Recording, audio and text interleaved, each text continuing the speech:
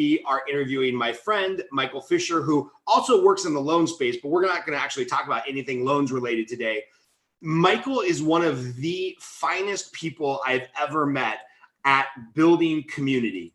And, we were just joking before we got on live here, Michael, that like you and I are nothing special, right? But it's like we've put in the work, we've put in the time, we care about people. And you have built an awesome community online between the educational programs that you run and the Facebook groups that you run and the salespeople that you coach. I mean, I know you've got upwards of 20,000 eyeballs on you at any given month. So first of all, I know your time's super valuable. Thank you, Michael. I know you got kids and businesses and mortgages and groups and all kinds of crazy stuff. You're the only person I know that works harder than me on social media. So welcome. And let's dive right into it, man. Like, how did you build these thriving communities online? Because I think a lot of people need virtual community right now. Man, Scott, I appreciate all those compliments. I'm not sure if I deserve them, but I guess maybe that makes me me. I mean, I just do what I'm going to do. And I don't think so much about the accolades. I think more about, what's the end game here.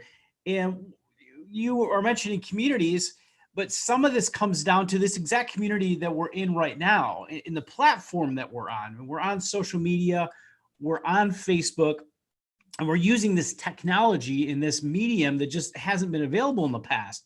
And it's sometimes it's criticized, sometimes people love it, but I think it is what you allow it to be. And if you have the right mindset and you want to use it for good, it's just an awesome, powerful tool to help you connect, network, and grow. And that's really where my wheels started spinning a long time ago. I saw some folks building communities and building groups on Facebook, and I'm taking a look at the folks that were running them and leaders saying, like, these people aren't that different from me. In some of them, I didn't even really respect all that much and didn't even think they were all that smart, but they just weren't afraid of going out there and trying something. And, like you and I discussed right before this call, you and I may not be the thought leaders in the industry just by ourselves in a corner, but if you build enough people and you talk to enough people and you bring enough ideas to the forefront, all of a sudden you became this leader that you may or may not have intended to be just because of your actions. So I would encourage anybody out there who wants to grow to think about how powerful social media is and how you can use these communities to do this. So I think it really starts from there. You got to think about, what do you want? What is the purpose of a community that you would like to lead, that you'd like to be a part of? Now, when I'm talking to some folks, whether it's, like car sales or contractors or real estate agents or loan officers, they just want to build a group or community that's maybe a sales funnel for themselves personally. And I kind of think that's the worst thought process, the worst way to build a community, because it's really self-serving. There's no giving there. There's no, I want to help anybody or anybody around me get what they want, right? And we know that concept, giver's gain. We talked about that in the past, right? If you help other people get what they want, then you in turn get what you want, right? Is that Zig Ziglar? Yeah, I mean I think it's Zig Ziglar. I don't know. It's all of them. Jim Rome, the Go-Giver, all that stuff. Right, exactly. So in building a community, that's always my thought process. What do the folks that are going to join this community, what do they really want? And how can having a community of like-minded people help them, whether it's entertain themselves, whether it's to learn something or just have something that's more engaging. So it starts there. Think about what the people want. And then from there, the step that I think a lot of people miss is it's really hard to do it all on your own without anybody else helping you. Would you agree, Scott? Absolutely. I'm actually taking some notes because you got to have some advocates and it's maybe some champions for the cause alongside of you, because if it's just you doing all the heavy lifting, man, that's a lot of messages, a lot of phone calls, a lot of social media conversations that can tend to be distracting. I would say at a bare minimum, you got to have a strong partner or two, but I think it works best when you got 7, 8, 9, 10, or even 20 people that have a similar mindset to, like, what's the purpose behind this community, right? So if the community is, hey, let's let's help people in our neighborhood talk about issues, whether it's, schools or police or commerce or whatever. Cool. But bring in 5 or 6 or 10 or 15 of your friends, people that know you, to support all the posts and the comments and the videos and things like that, so that that community doesn't get derailed and get sidetracked. Does that make sense? Yeah, totally. And by the way, if you're in this Generate community, if you're watching this, one of the ways that you can help us out, because, Michael's giving up of his time so freely, Ariel, Todd, Michael, Andy, Megan, Daber, Steve, Mike, if you guys are watching this, do me a favor, just like leave a comment, hit the like button, leave something positive that you've gotten out of a free community, right? Because Michael has some products he sells, but he's not getting rich off of moderating a very deeply engaged community. I'm not getting rich. I'm not making any money off the Generate community. I don't want to make any money off this community. I just want there to be an exchange of value to help the economy going again, right? So if you're watching this, leave a comment. You guys know what to do. This is the type of stuff that we want to share with other people, because somebody else needs to hear this, right? As Michael was talking right now, giving back, I think of car salesmen, right? Michael Ullman's watching this right now. Michael and I, 90% of our conversation by text or phone is about cars. We love cars, right? And if I've bought probably 20 cars in my life. If some previous car dealership would have put me in a Facebook group where I got to see the cool stuff about the upcoming Mustang Mach-E, or they were showing, great used car sales that they had on their lot, I would have become part of that community. But like you said, so many people are self-serving and they're just thinking about my funnel, my sales right now. Is Scott going to buy a car right now? That they never think past that first step, right? And I'm just thinking right now, Galpin. If they had taken their 6 or 7 or 8 or 10, car aficionado friends, and maybe some other salespeople, not be the only salesperson in there, and just say, hey guys, let's share all these cool, crazy stories about the new cars and the new models and the pictures and all the stuff that we got going on. And, if you guys ever get a chance here, go and share this stuff, because it'll help us make connections. Yeah. And then we'll just respect each other. I'm not going to step on your toes in your market or my market or whatever. I bet they would have had a lot better results with all that synergy. Does that make sense? Well, and it would have been retention, right? Galpin Ford, which is right down the street from me, is the #1 Ford dealership in the country. And it's if I'm going to buy a Ford, maybe I'll go there, maybe I wouldn't. But if I had been in a Facebook group for the last 15 years when I bought my first Mustang there, and they were showing me all the cool modifications and stuff they do, I would feel an affinity to that brand versus going in and trying to grind them for $500 off the next, Ford Ranger I want to buy. So that idea of— Here's a good example, Scott. When I first started trying to build communities, I think some of the folks watching here might be loan officers like you or Ullman, saying hey, I see what Mike does in this mortgage loan officer network community, but I made some huge mistakes. I mean, I built one community where I wasn't necessarily the main authority, and I tried to kind of give up too much of the authority I had to other people, and the whole thing just kind of got sidetracked. So that's one thing I maybe was going to talk about later. But the other mistakes that I made were those sales-oriented type groups. I have a group that still exists, which is basically a real estate sales funnel in my area, South Lyon, Green Oak, West Metro Detroit. That's the absolute worst group or community that I run. It's terrible. It's got 5,000 members. Nobody knows each other. Nobody ever posts. The only thing that group is good for me is when a new member comes, if they're a real estate agent, I'll friend them, message them, but then I'll try to get them to move to another group, which is actually a much better community, which is a real estate community that I host locally, where I have other people on my team and other realtors sharing tips in training and growth, much like this community you built here, in more of an abundant minded mentality.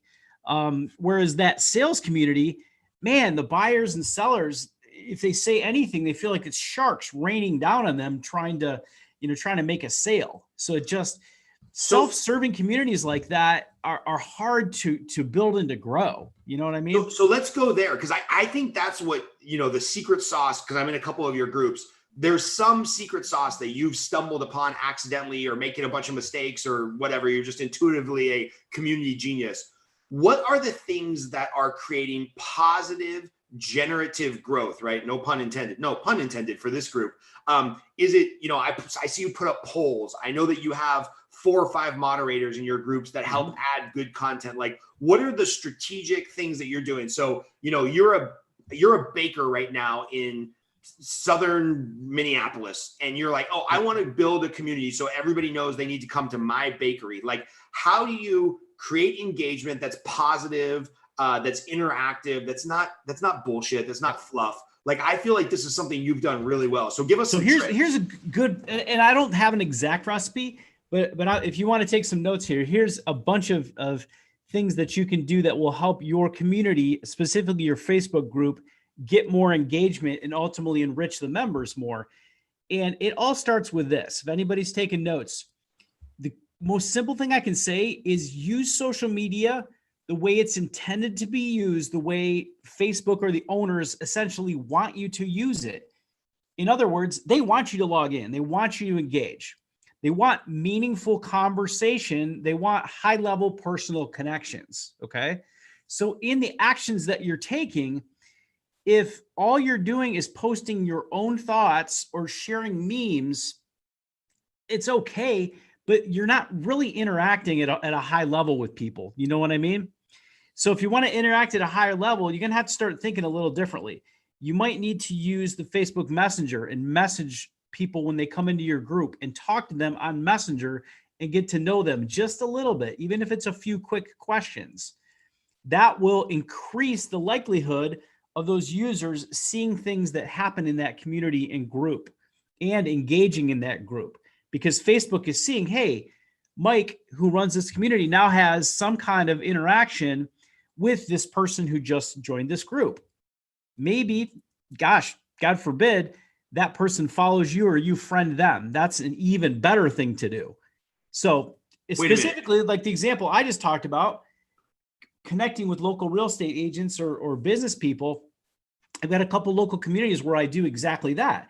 When I try to create a community, I try to meet people, I move them into the group, I start chatting with them on Messenger, I friend them, then I don't just automatically add them to one of these communities. Like, you see that crap all the time. Right. I accept the friend request, join my group, like my page, do all this stuff. That's a little too much.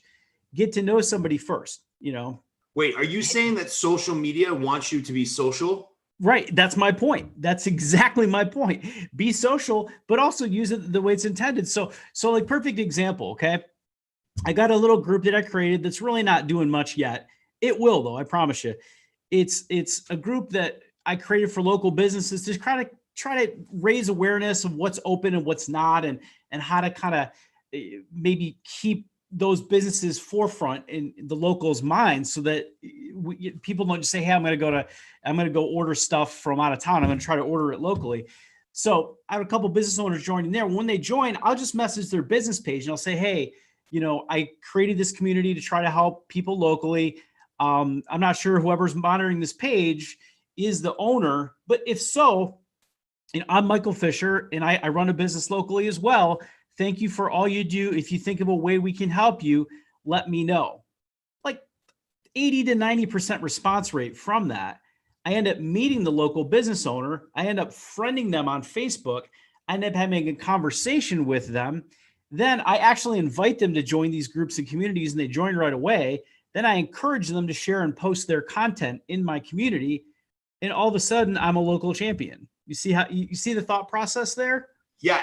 And by the way, what I love about what you're talking about, Michael, and I want to make sure we don't gloss over this, every step that you just said is authentically you. It's not like you just bought a $99 hack Facebook, Instagram course or whatnot. It's like, no, this is really me. I'm manually reaching out. I'm not having a virtual assistant do it. I'm not setting up some bot to start a fake conversation. It's like, hey, I take 10 minutes a day to message business owners in my area. And I think, I don't know if it's fear or laziness or lack of knowledge, but I feel like so many people are scared to do that, right? Perfect example, Scott, this benefiting me, taking this kind of approach. I've been using this approach for a long time. And people oftentimes ask me, like, what's my end game? Like Ryan Stacy Hills, super popular video person, right up there with Brian Stevens. He's at Movement, same company you're at. he asked me, like, when he started seeing these communities, like, what the heck is your end game, man? Like I do the same thing. I make all these videos, I put all this content out there, and I never really figure out how it leads to money. And I go, Ryan, I'm as busy as I've ever been, man. I'm like building this branch and it's growing fast. I got as many people coming in and I can't measure it. The ROI question is really impossible for me sometimes. I don't know, but I know I'm shaking a whole lot of hands. I used to have to shake those hands out in public and like dial people on the old phone and maybe even text them and stuff. Now I just shake hands on social media and I put videos out there. So once I get these communities going, now I'm the host. I guess I'm the authority or the admin or leader or whatever. I ideally would maybe be well-spoken, but you watch me enough on camera to know I stumble on my words sometimes. I don't stare at the camera. My hair is crazy. I try to be better, but I'm just a normal dude that's making friends. So at the end of the day, these people see me out there hustling, trying to make things happen. When they need my services, I'm one of the first people they think of, man. And that's the same thing that Ryan said. He's like, man, I make all these videos and I built this channel and I didn't necessarily monetize it directly, but holy cow, when anybody has a question about anything related to real estate and video and mortgages, like my inbox just blows up because they see me as the person trying to make it happen. Yeah. And, like local example, just last week, I had a gym owner reach out to me. She's out there shopping right now, $500,000 house, which is pretty high end in my part of the world. I know this person. I met her at a fundraiser, but the connection I made with her was a social media connections through one of these local groups. Like she sees me, I see her business. I, friend request her, message her business, mention that community event that we had, and just chatted a little bit. Next thing I know, 2.5, 3 weeks later, she tells me about buying a house and I'm her guy, Yeah. So it just, this stuff is synergistic. It comes back to you when you do it the right way. And I was just going to say that what's beautiful is that there is no pretense. There is no fakeness about you. Like you said, you stumble, I had to grow out a beard to hide this double chin that I'm getting. I don't look like Lewis Howe or Tony Robbins or any of these like titans of industry. Like there's nothing special about you or I, other than we put in the work. And I love that, like, you're so genuine. Of course, that girl is just going to say that the lady that's shopping for the house, of course, she's going to say Michael's my guy because Michael's just kind of always been there. He's like the friendly neighbor digitally. One of the things I don't want to get away from is I feel like you were ahead of the curve here, right? Like everybody now, I talked to Dave Savage the other day and a couple other tech company owners, and they're like, oh yeah, now everybody is understanding the power of community and Zoom and online meetings and online interviews. But, you were one of the thought leaders that was starting this 4, 5, 6 years ago. So, if you can take out your crystal ball when you're building your community and continuing to grow them, like, what are you thinking about in the future? Is it just a day-to-day thing, or are you thinking about how to grow or maybe what the next trend is? Well, I think there's a few thought processes on this, and something that I've said to a lot of people that are close to me and I think about all the time. This concept that in the information age, which is really what we're in, information itself is not as valuable. The exchange of information is so easy and so simple. I mean, Google's right there, that the idea of getting someone to pay for information on its own, it just keeps dwindling in value. You understand? So I think what folks are really looking for are something that my good friend Brand Stevens really introduced me to this. And man, once I embraced this, it really helped me out. People are looking for something that's enriching, engaging, or entertaining. And there is so much value to be had in that sphere that it doesn't matter if you're repeating the same information that somebody can Google. If you're doing it in a way that people understand, and you're doing it in a way that makes the audience engage, or your friends engage, or it enriches your community, or what have you, or it just entertains them, it's fun, it's funny, then people will pay attention to you versus anybody else or everybody else. That's one of the things that our friend Ryan, we just talked about, the whole entertainment, in enriching concept. Like, I started following him because he made really funny videos with guys in monkey suits talking about compliance. You remember the compliance monkey? Yeah, it was excellent. Running around the office, just saying like, hey, you're not compliant, and just bashing loan officers in the head and all that kind of stuff. But I'm not saying all the folks in this community, whether they're realtors or business owners, what have you, need to go out there and become comedic geniuses or take Steve Martin master classes or anything like that. I'm just saying, understand that you can't always be just completely dry and boring and talk about your products. And you got to be real to the point where people want to pay attention. So I know this topic gets beat to death by a lot of the leaders and gurus or whatever. And I know some of my good friends that you've had in this group, for example, Megan, talk about it a lot. You got to be authentic and you got to be real. And right. It's okay to maybe not have something new to say, but if you can say it with excitement, if you can say it with just your personal spin on it, talk about your town or your community or your brand new puppy dog or how things are going for you, but tie it in with your audience as well. It makes it way more enriching and way more engaging. And so I think when you're going down this path, you do have to realize, like you just said, Scott, everybody and their brother now has realized the power of community. So it's not as easy of a space to jump right into. Like the rules on Facebook groups are harder. People don't just automatically join anymore. But the cool thing about it is that Facebook is rewarding community leaders. Like I'm running Mortgage Loan Officer Network. You're running this group. You're running Consolidated Community. As we put more content in there, as people post more, as people engage more, as there's more videos or files uploaded, you'll see more membership requests come in because Facebook's saying, hey, that's an active community. That community appears to have a lot of conversations going on. And it appears to be people with these job titles, people that live in these areas that are friends of friends with people. So next thing you know, you see Facebook helping you build your community and helping people find your community. You know what I mean? Like you always see those recommended groups off to the side. So I see a ton of value in that with our loan officer communities and with my local business communities that I run. We're just, next thing I know, I'm meeting people because Facebook recommended they join a group that I'm part of being a leader in. And so that part of social media is so powerful, it's so cool. The only reason I was ahead of the curve is just because I wasn't afraid to try it and to keep going. You know, a lot of people that just, I saw try to create groups or communities and man, this is crazy. This is a waste of time. I'm fumbling around on Facebook all day. I just can't see where the value is going to come from. You guys need to get off of Facebook. All the producers are not spending their time there. And, the other, concept was, I'm just going to run all these ads and I'm instantly going to be rich because I've got ads. Now I got some really good friends that are really good at ads, but they will tell you like, hey, if you combine those ads with the social media stuff that Fisher does, holy cow, it's like the most powerful thing ever. So you can use social media the way it's intended. Be social with people, use the tools that are out there. If you want to run ads and you want to kind of go down that path, then awesome. Create a business page for your community. Make the business page align with the things you talk about in the community. Occasionally boost events and boost posts. And you see me do those kind of things with Mortgage Loan Officer Network. That network's got 4,000 people following our business page. Right. There really isn't a business there. At the end of the year, all the money we bring in pretty much goes back out.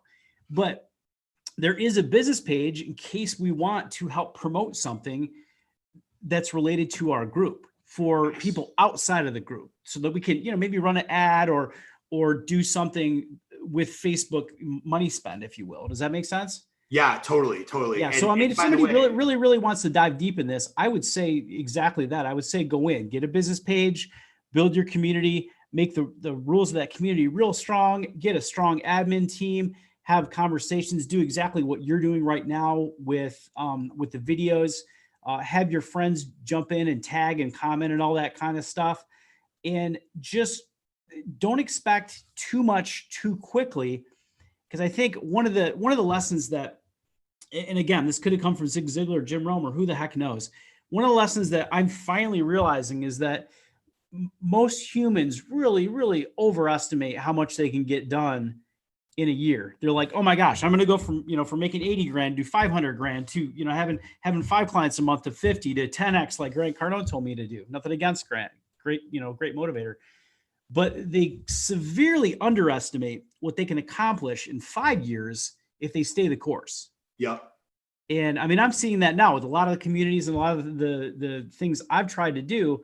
moving on to year 3, 4, and 5, I can't believe how they all of a sudden hit this momentum piece where you've got all kinds of people who want to connect and want to be part of your team and want to help just help you move forward. So yeah, and I want to shift gears a little bit because I want to get your feedback on one thing. Maybe we'll take 5 more minutes. And by the way, Christina, Carly, Michael, Mulaney, Todd, a lot of people jumped on to jump in. And, I'm going to ask you guys to do the same thing I'm going to ask Fisher about the questions is, be a good community leader, right? Like if you're getting value out of this stuff that people are spending their time, which is really money because time is money. If they're spending money on you by giving out quality content, return the favor so that we know we're doing this for altruistic purposes, but people are watching. Leave a comment, like a bunch of other stuff in the group, add some other like-minded individuals or business owners to the group, because that's how we build this community. So Fish, I want you to speak to a couple minutes of, if you just don't have the time to do it, but you're like, hey, I like the Generate community. I like the community of,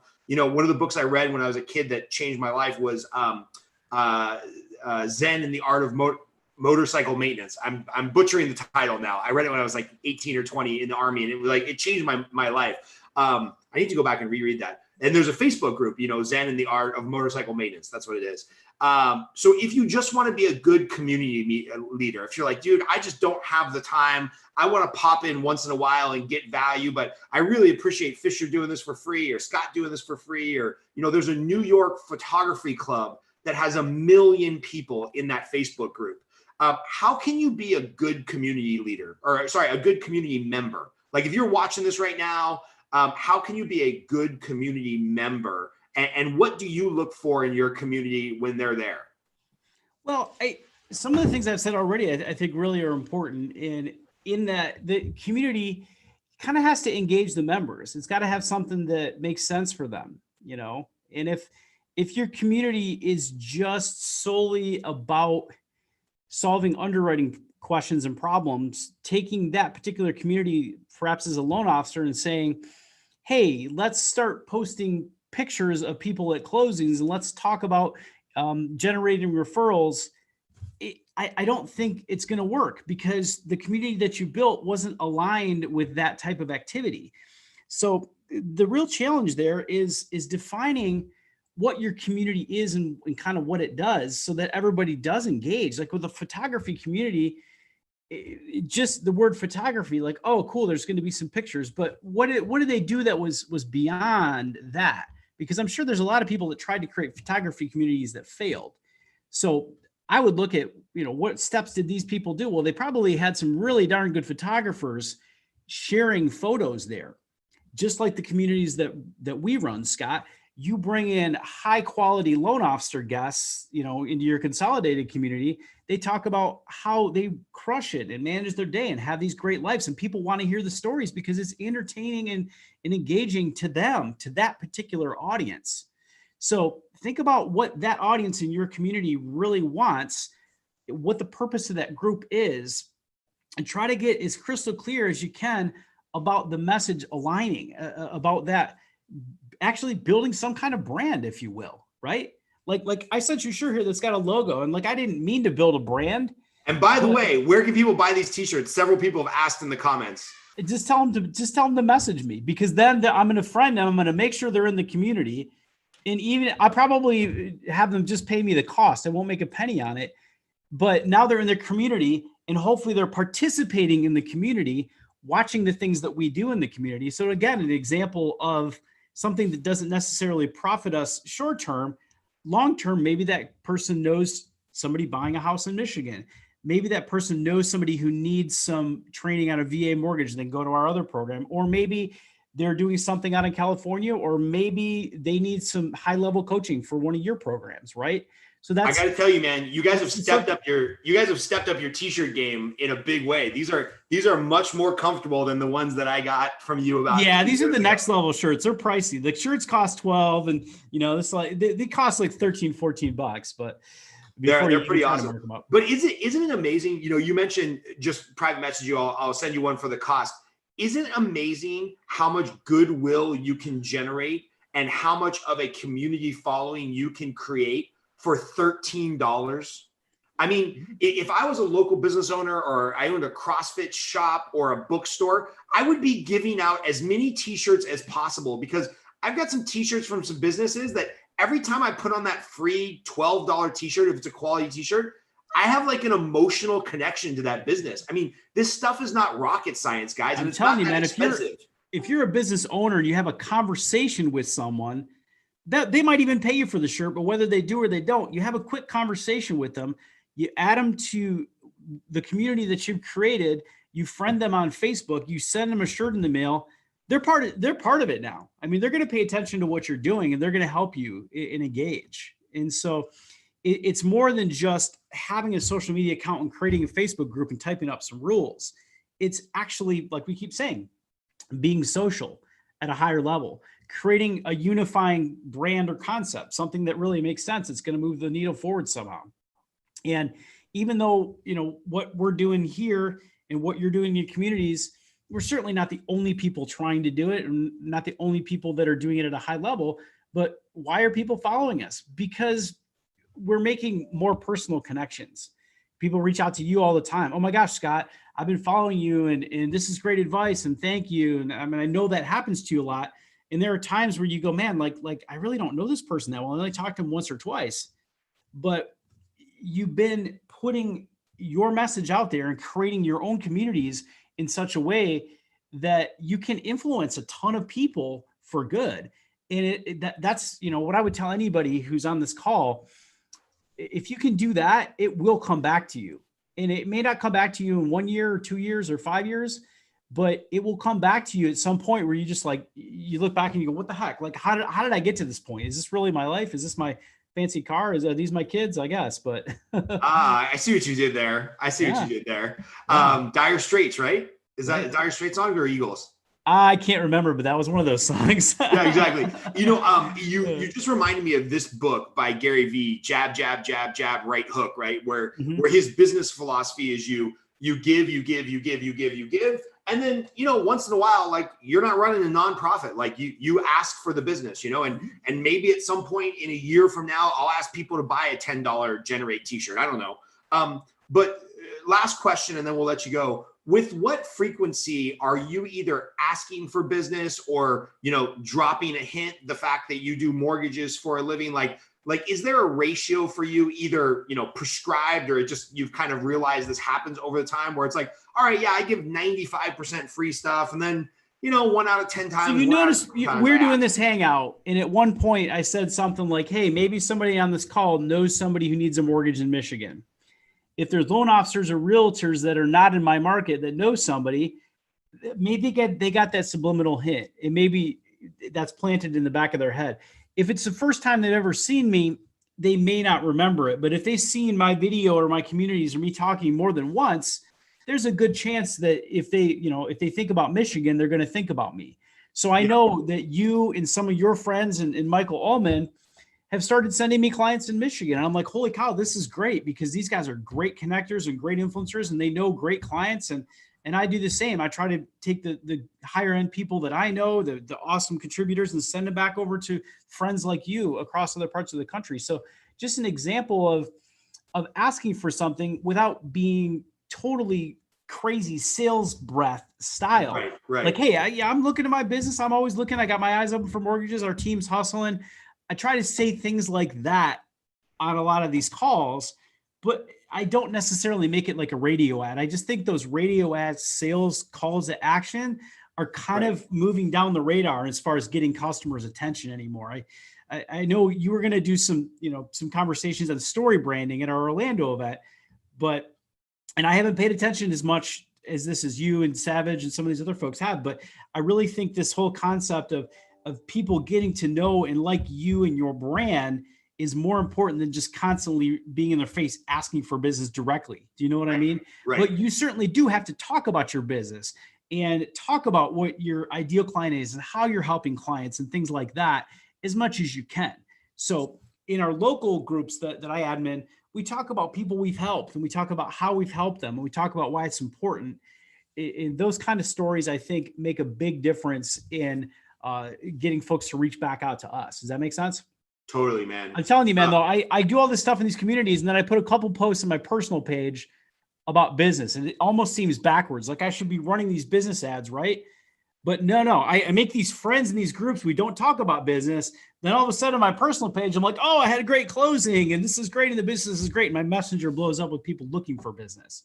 That's So awesome, man. it's this concept of using the medium, but kind of being authentic and saying like, hey, sometimes I'm at home, sometimes I'm at work, sometimes I'm here, sometimes I'm helping the community. But yeah, I do business. So send me, loans or whatever. So Right.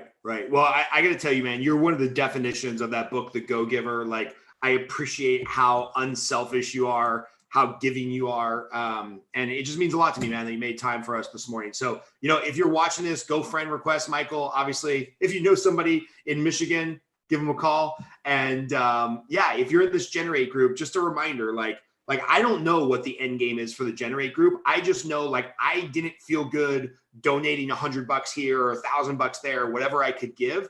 I knew that I could do something to help give back to the economy. So there's an exchange of value going on here if you're watching this, right? Like Michael's taking time out of his day. I'm taking time out of my day to give value to anybody who might be trying to get back into the economy and generate leads. So if you know a business owner, a real estate professional, if you know anybody that needs to generate a lead or relationship for a living, get them in this group and share this video, start a watch party, because we've got to do our little part to get the economy rolling again. Because all the craziness that's going on in the world, if we don't have an economy to go back to, it's just going to get more crazy. So can I drop one last thought here, Scott? And this sure, is for the folks in this community that are newer to community building.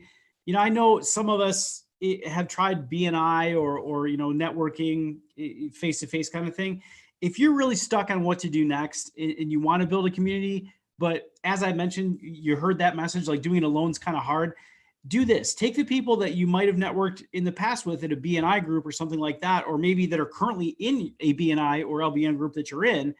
Take those 5 or 6 or 7 core people that you're really connected with and tell them, hey, let's do this. Let's pick some kind of cause in our community, and let's the 3, 4, 5, 6, 7 of us, kind of work together to add some people and to put some posts in there and to try to engage with people locally.